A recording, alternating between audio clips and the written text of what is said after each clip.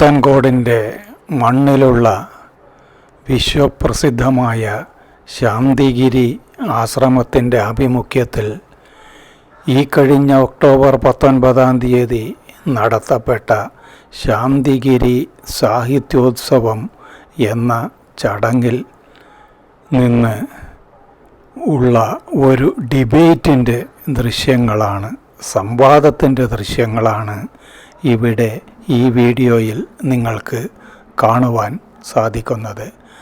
സംവാദത്തിൻ്റെ വിഷയം സാമൂഹ്യമാധ്യമങ്ങളുടെ പങ്ക് സമൂഹത്തിൽ.